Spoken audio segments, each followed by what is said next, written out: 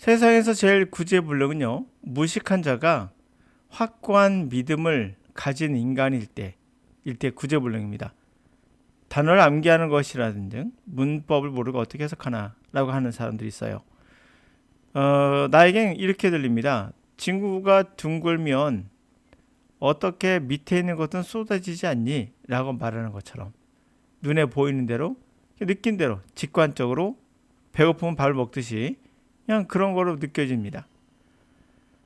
자, 이제 수화에 관한 이야기를 할 건데요. 손으로 하는 수화는 실제 그 수화를 할 때 언어를 사용하는 뇌 부위가 활성화된다는 그러한 뇌파 연구가 있습니다.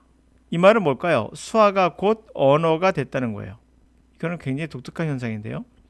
반면에 입술을 읽는 방식에 그러한 우리가 말하는 그 말을 못하는 분들, 그런 분들, 장애가 있는 분들에게 입술을 읽는 방식도 있었어요. 이걸 고집한 분들도 있었죠.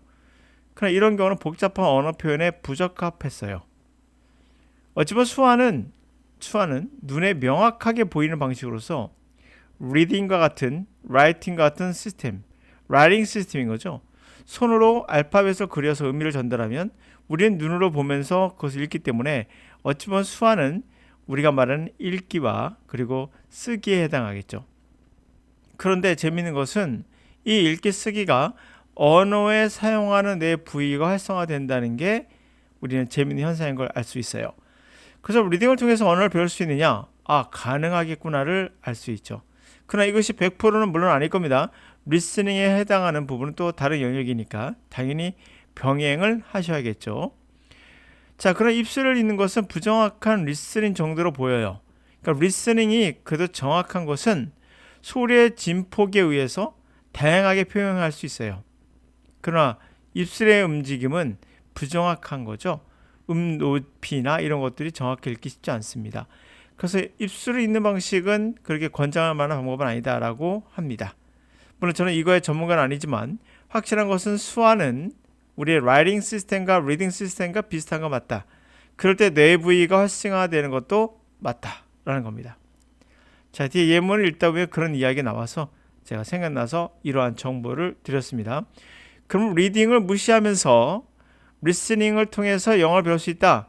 가능해요. 그러나 가능하지 않기도 합니다. 이유는 여러분이 백날 1000번 들어도 그게 무슨 의미인지를 이해할 수가 없어요.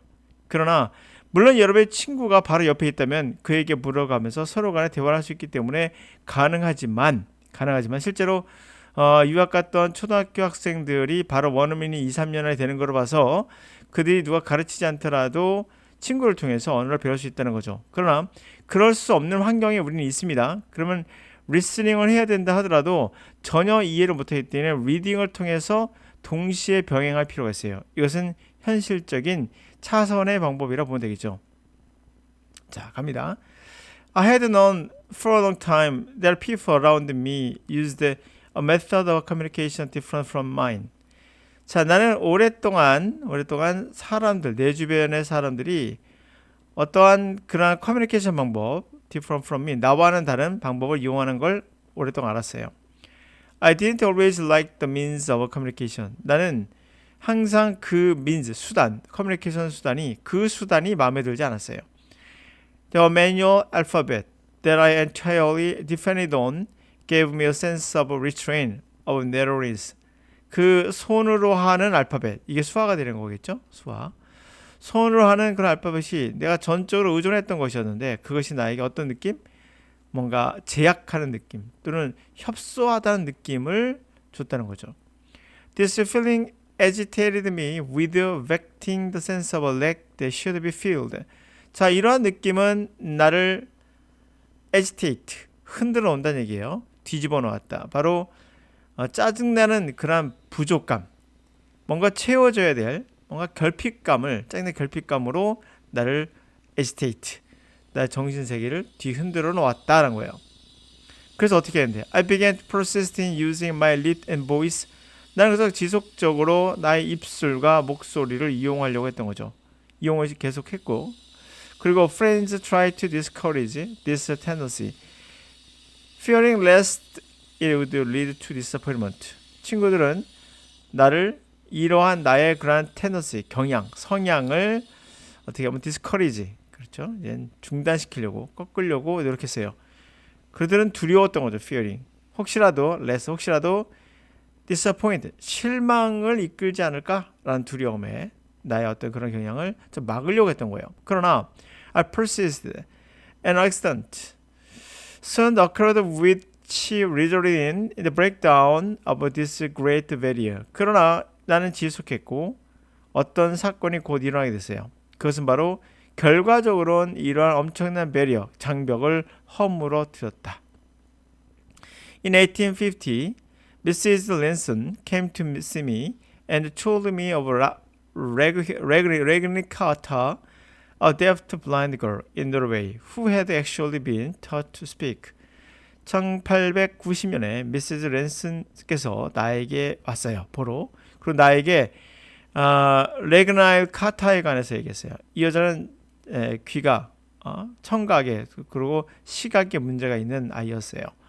노르웨이에 있는. 그래서 실제로 그에게 말하는 것을 하도록 가르침을 받았던 아이예요. 자, 여기까지 이해가시죠? 자, 미스 랜슨 had scarcely finished telling me about this girl's success before I was on fire with eagerness.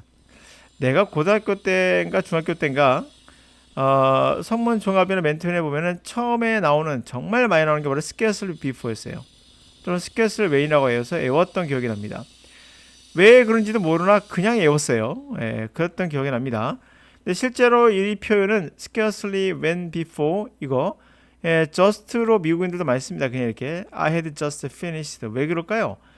해석해보면 알아요. scarce란 말이 거의 이런 뜻이죠. only, 거의 이거예요. 그래서 굉장히 아주 여지가 짧은 거죠. 그들의 해석해보면 미시즈 랜슨은 막 나에게 말하는 걸 마무리했어요. 이 아이의 성공에 관해.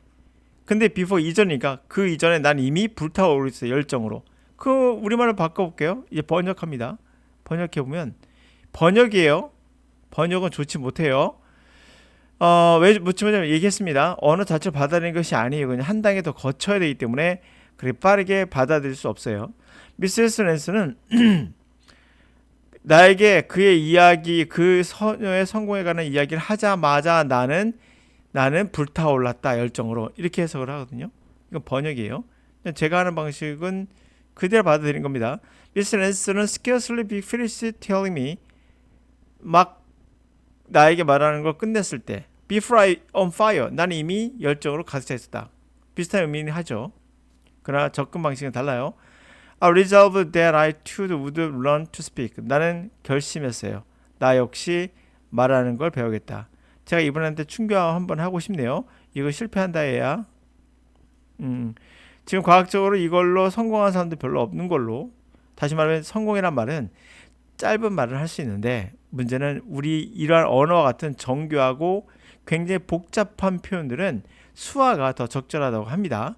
저는 정확히 몰라요. 그러나 그러한 연구 사례가 있으니까 그것을 제가 소개를 해드린 거예요. 그래서 우리가 어떤 것을 발표할 때 수화를 하면서 동시에 입으로 움직이는 거 보실 겁니다. 그런 수화가 더 정확하다는 얘기를 듣긴 들었는데 저는 잘 모릅니다. 하지만 이것의 중요한 포인트는 언어를 사용할 때 움직이는 내 부위가 활성화되는 것처럼 수화가 reading과 writing도 그럴 수 있다는 거죠. 그래서 writing이 정답이란 말을 하고 싶지 않아요. writing은 여러분 머릿속에 지우셔야 됩니다. 이건 특별한 또 하나의 어떤 시스템이 필요해요. reading과 listening과 말하기로 하고 writing은 좀 달라요. 그래서 writing을 통해서 모든 걸 배울 수 있다는 말은 거짓말입니다. 특히 일본 사람들이 일본 영어에 그런 영어가 많아요. 저도 일본 영어를 배워왔기 때문에 알아요. 일본 영어는 뭔가 writing이 모든 것 전부인 것처럼 이야기하는 경우가 많습니다. 그러나 여러분들 이거 섞지 마시고 무조건 reading, listening, speaking 이 세 가지로 가는 게 좋아요. writing은 그 이후에 추가적으로 배워야 됩니다.